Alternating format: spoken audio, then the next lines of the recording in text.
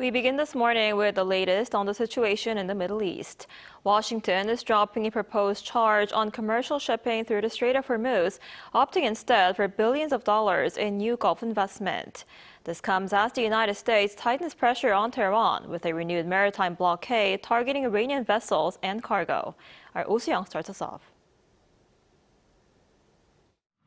US President Donald Trump has reversed his plan to charge civilian ships passing through the Strait of Hormuz a fee equivalent to 20% of their cargo value just one day after announcing the measure.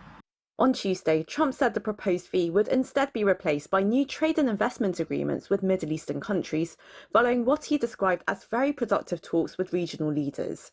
Trump had announced a day earlier that the US military would guarantee safe passage for civilian vessels through Hormuz in return for a payment equal to 20% of the value of cargo carried aboard each ship.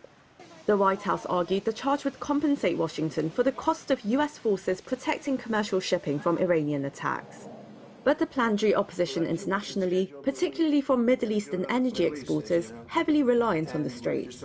Trump named Saudi Arabia, the United Arab Emirates, Qatar, Bahrain and Kuwait among the countries prepared to invest more heavily in the United States instead.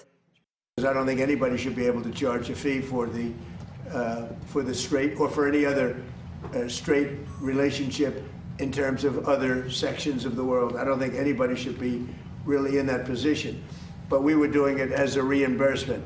The Gulf states are going to invest a tremendous amount of money into the United States, and that was very satisfactory to me. I think it's actually much better. I fought for that.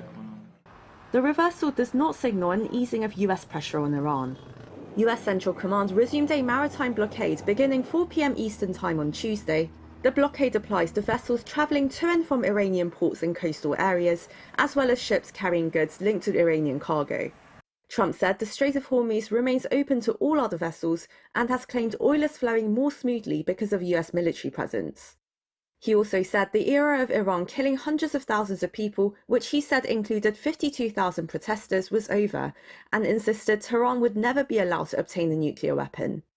In a Fox News interview on Tuesday, Trump warned Iran that its power plants and bridges could become targets as early as next week. He said US and Iranian delegations had been in contact that day, but threatened to destroy the facilities if Tehran refused to return to the negotiating table. Soo-young, ArirangNews.